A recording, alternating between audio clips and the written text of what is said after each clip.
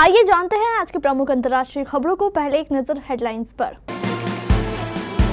आंदोलन के बीच सियासी लड़ाई, बिहार में बीपीएससी छात्रों का आंदोलन क्यों तेजस्वी बनाम प्रशांत किशोर के क्रेडिट वॉर में बदल गया। महाकुंभ में मुख्य स्नान पर कोई प्रोटोकॉल नहीं होगा, योगी आदित्यनाथ ने बताया अब तक क्या काम हुए। आगरा वंदे भारत समेत 19 ट्रेनों का आज से बदल जाएगा समय। दक्षिण कोरिया के निलंबित राष्ट्रपति की बड़ी मुश्किलें, महाभियोग के बाद लटकी गिरफ्तारी की तलवार। इधर चल रही जंग, उधर रूस यूक्रेन ने कर दिया बड़ा काम, अहम रही यूएई की भूमिका। डोनाल्ड ट्रंप को राष्ट्रपति पद की शपथ से पहले बड़ा झटका, अदालत ने यौन शोषण मामले में अपील की खारिज। जियो, एयरटेल, वोडा और बीएसएनएल यूजर्स ध्यान दें, आज से लागू हो रहे हैं नए नियम। न्यू ईयर के पहले दिन सोना चांदी के भाव में भारी गिरावट। पुष्पा 2 का धमाल जारी, बेबी जॉन हुई फ्लॉप। और 17 साल के इस बल्लेबाज ने 117 गेंद पर 181 रन जड़ बनाया वर्ल्ड रिकॉर्ड। बिहार लोक सेवा आयोग की परीक्षा रद्द करने की मांग को लेकर अभ्यर्थियों के आंदोलन ने अब सियासी रंग ले लिया है। 2 दिन पहले जनसुराज के सूत्रधार प्रशांत किशोर ने कथित पेपर लीक के कारण परीक्षा रद्द करने की मांग को लेकर जारी आंदोलन के बीच रविवार को छात्र संसद का आह्वान किया था। छात्र संसद के बाद सीएम हाउस का घेराव करने जा रहे छात्रों पर पटना पुलिस ने लाठीचार्ज कर दिया, वाटर कैनन का इस्तेमाल किया गया। अब इसे लेकर सियासत तेज हो गई है। बिहार विधानसभा में विपक्ष के नेता तेजस्वी यादव ने पीके पर छात्रों को गुमराह कर आंदोलन को हाईजैक करने की कोशिश का आरोप लगाते हुए इसे बड़ी ही चालाकी से आंदोलन कुचलने का प्रयास करार दिया। पीके ने भी प्रेस कॉन्फ्रेंस कर लाठीचार्ज की निंदा करते हुए तेजस्वी पर पलटवार किया। बीपीएससी परीक्षा रद्द करने की मांग को लेकर छात्रों के आंदोलन के बीच अब चुनाव राजनीतिक कार से राजनेता बने पीके और तेजस्वी यादव के बीच क्रेडिट वॉर छिड़ गया है। मुख्यमंत्री योगी आदित्यनाथ ने मंगलवार को कहा कि महाकुंभ के दौरान मुख्य स्नान के दिन कोई प्रोटोकॉल नहीं होगा। हर स्नान पर्व पर संतों और श्रद्धालुओं पर पुष्प वर्षा की जाएगी। 13 जनवरी को पहला और 14 जनवरी को मकर संक्रांति का दूसरा पर्व है, जबकि 29 जनवरी को सबसे बड़ा मौनी अमावस्या का स्नान होगा। इस स्नान पर्व पर 6 से 8 करोड़ श्रद्धालुओं के आने का अनुमान है। 3 फरवरी को बसंत पंचमी के दिन, 12 फरवरी और 26 फरवरी को 2 स्नान होंगे। कुल मिलाकर महाकुंभ के दौरान कुल 6 स्नान होने हैं। योगी ने यहां महाकुंभ की तैयारियों को लेकर हुई समीक्षा बैठक में हर तीर्थयात्री को और पर्यटन की सुरक्षा और सुविधा को सरकार की शीर्ष प्राथमिकता बताया और कहा कि श्रद्धालु की बिना भेदभाव सुरक्षा करना और सुविधा देना हमारी जिम्मेदारी है।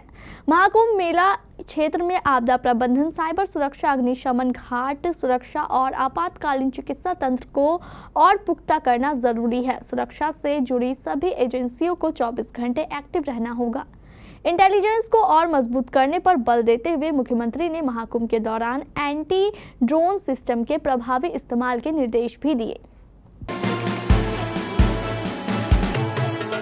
रेलवे की नई समय सारिणी मंगलवार आधी रात के बाद लागू हो गई। प्रयागराज जंक्शन आने वाली आगरा बनारस वंदे भारत समेत 19 ट्रेनें 1 जनवरी से बदले समय पर यहां पहुंचेगी। उत्तर मध्य रेलवे प्रयागराज मंडल की बात करें तो बनारस आगरा कैंट वंदे भारत अब 4:50 की जगह 4:45 पर प्रयागराज जंक्शन आएगी। इसकी रवानगी 4:50 पर होगी। इसी तरह आगरा बनारस वंदे भारत 11:25 की जगह अब 11:10 प्रयागराज जंक्शन पहुंचेगी। पुणे दरभंगा की रवानगी अब पुणे गोरखपुर भी शाम 4:35 की जगह 4:40 पर रवाना होगी। दक्षिण कोरिया की एक अदालत ने मंगलवार को राष्ट्रपति यून सुक येओल के खिलाफ गिरफ्तारी वारंट को लेकर मंजूरी दे दी। राष्ट्रपति पर 3 दिसंबर को मार्शल लॉ लागू करने के फैसले पर महाभियोग लाकर सत्ता से निलंबित कर दिया गया था। ये पहली बार है कि देश के किसी वर्तमान राष्ट्रपति को पहली बार गिरफ्तार किया जाएगा। रॉयटर्स की रिपोर्ट के मुताबिक वारंट को मंजूरी मिलने के बाद मंगलवार को यून समर्थकों ने उनके आवास के बाहर जमा कर विरोध प्रदर्शन किया। इस दौरान आंदोलनकारियों और पुलिस के बीच झड़प भी हो गई। यूके कानूनी टीम ने वारंट को अवैध और अमान्य बताया है और कहा है कि वे इसे अदालत में चुनौती देंगे, क्योंकि दक्षिण कोरियाई कानून के तहत CIO के पास वारंट जारी करने का अनुरोध करने का अधिकार नहीं है। रूस और यूक्रेन ने युद्ध बंदियों की अदला बदली की है, जिसमें सैकड़ों कैदियों को रिहा किया गया है। अधिकारियों ने जानकारी देते हुए बताया कि कैदियों की अदला बदली का यह समझौता संयुक्त अरब अमीरात की मदद से किया गया है। यूक्रेन के राष्ट्रपति व्लादिमीर जेलेंस्की ने कहा है कि कैदियों की अदला बदली में सैन्यकर्मी, सीमा रक्षक और राष्ट्रीय रक्षक तथा 2 नागरिकों सहित कुल 189 यूक्रेनी कैदियों को रिहा किया गया है। जेलेंस्की ने अदला बदली में मदद के लिए UAE को धन्यवाद दिया। रूस के रक्षा मंत्रालय ने कहा कि अदला बदली के तहत 150 रूसी सैनिकों को कैद से मुक्त किया गया है। व्लादिमीर जेलेंस्की ने एक बयान में कहा, हम सभी को रूसी कैद से मुक्त कराने के लिए काम कर रहे हैं, हम किसी को नहीं भूलते। उन्होंने बस में बैठे यूक्रेनी सैनिकों की तस्वीरें पोस्ट की, जिसमें से कुछ ने देश के नीले और पीले रंग के झंडे पकड़े हुए थे। अमेरिका की अदालत ने नवनिर्वाचित राष्ट्रपति डोनाल्ड ट्रंप को बड़ा झटका दिया है। कोर्ट ने ट्रंप को यौन शोषण मामले में राहत देने से इनकार कर दिया। कोर्ट ने सोमवार 30 दिसंबर को डोनाल्ड ट्रंप की अपील को खारिज करते हुए उस फैसले को बरकरार रखा, जिसमें डोनाल्ड ट्रंप को लेखिका जीन कैरोल के यौन शोषण और मानहानि के लिए $5 मिलियन देने का आदेश दिया गया था। उल्लेखनीय यह है कि डोनाल्ड ट्रंप और जीन कैरोल का यह मामला साल 1996 में मैनहट्टन के एक डिपार्टमेंटल स्टोर में हुई घटना से संबंधित है। कोर्ट के एक जूरी ने पिछले साल 9 दिनों तक चले एक सिविल मुकदमे के बाद डोनाल्ड ट्रंप को दोषी मानते हुए आदेश दिया था, जिसके खिलाफ ट्रंप ने अपील की थी, लेकिन अब उनकी अपील को कोर्ट ने खारिज कर दिया है। आज 1 जनवरी 2025 से टेलीकॉम कंपनियों के लिए कई जरूरी नियम बदलने वाले हैं। कुछ दिन पहले डिपार्टमेंट ऑफ टेलीकम्युनिकेशन ने कुछ नए कानून बनाए थे, जिनमें से कुछ तो 2024 में ही लागू हो गए, लेकिन कुछ कानून अब नए साल से लागू होने वाले हैं। टेलीकॉम एक्ट में शामिल नियमों को सभी कंपनियों को अनिवार्य रूप से फॉलो करना होगा। इन नियमों को लागू करने के पीछे डॉट का उद्देश्य टेलीकॉम कंपनियों की सर्विस को बेहतर बनाना है। 1 जनवरी 2025 से राइट ऑफ वे यानी RWO रूल लागू हो जाएगा। इसे सितंबर में टेलीकॉम एक्ट में शामिल किया गया था, लेकिन नियम प्रभावी रूप से आज से लागू होने जा रहा है। ट्राई ने साफ तौर पर कहा है कि सभी कंपनियों को इन नियमों को फॉलो करना होगा। नए साल के पहले दिन सराफा बाजार से अच्छी खबर सामने आई है। यूपी के वाराणसी में 1 जनवरी बुधवार को सोने की कीमतों में गिरावट आई है। बाजार खुलने के साथ ही 450 रुपए प्रति 10 ग्राम तक सस्ता हुआ है। वहीं बात चांदी की करें तो उसकी कीमत में भी 1900 रुपए प्रति किलो की बड़ी कमी आई है। बता दें कि सोने चांदी की कीमतें हर दिन टैक्स और उत्पाद शुल्क के कारण घटती जा रही है।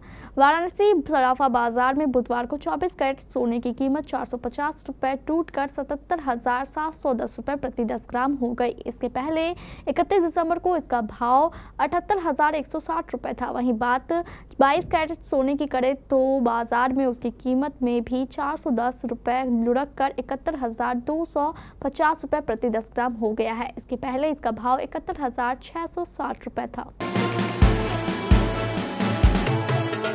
दिसंबर का महीना बीत चुका है और नए साल की शुरुआत हो चुकी है। पिछले साल के आखिरी महीने में 3 बड़ी फिल्में बड़े पर्दे पर रिलीज हुई, जहां फिल्म पुष्पा 2 और मुफासा द लॉयन किंग लोगों के दिल जीतने में कामयाब रही। वहीं बेबी जॉन टिकट खिड़की पर कमाल नहीं दिखा पाई। वरुण धवन की फिल्म बेबी जॉन से फैंस को काफी ज्यादा उम्मीदें थी, हालांकि इस फिल्म में उन्हें कुछ नया देखने को नहीं मिला। यही वह है कि यह फिल्म बॉक्स ऑफिस पर वैसी कमाई नहीं कर पाई जैसे इससे आशा की जा रही थी। क्रिसमस के मौके पर रिलीज हुई इस फिल्म ने पहले दिन की फ्लॉप होने के संकेत दे दिए थे।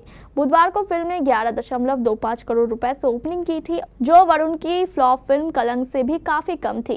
पहले हफ्ते में फिल्म बेबी जॉन की कमाई काफी कम रही, जिसकी वजह से इसे अब फ्लॉप घोषित कर दिया गया है। 7वें दिन फिल्म ने 2 करोड़ 10 लाख रुपए का कलेक्शन किया। इसके साथ ही फिल्म की कुल कमाई 32.6 करोड़ रुपए हो गई है।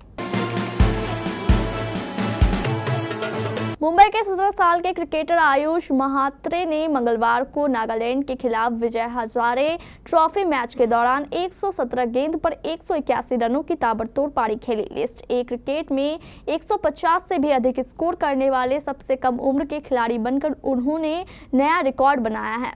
उन्होंने टीम इंडिया के स्टार बल्लेबाज यशस्वी जायसवाल को पीछे छोड़ दिया है। महात्रे ने 17 साल और 168 दिन की उम्र में यह उपलब्धि हासिल की है, जबकि 2019 में झारखंड के खिलाफ मुंबई के लिए खेलते हुए जायसवाल ने 17 साल और 291 दिन की उम्र में यह रिकॉर्ड बनाया था। इस सीजन की शुरुआत में मुंबई के डेब्यू करने वाले महात्रे ने 11 छक्कों और 15 चौकों की मदद से केवल 117 गेंदों पर 181 रन बनाए और अपनी टीम को 50 ओवरों में 7 विकेट पर 403 रन बनाने में मदद की। जवाब में नागालैंड की टीम 50 ओवर में 9 विकेट गंवाकर 214 रन ही बना सकी। नागालैंड की ओर से जगदीशा सुजीत ने शतक जड़ा, लेकिन कई बल्लेबाज दहाई का आंकड़ा भी नहीं छू पाए।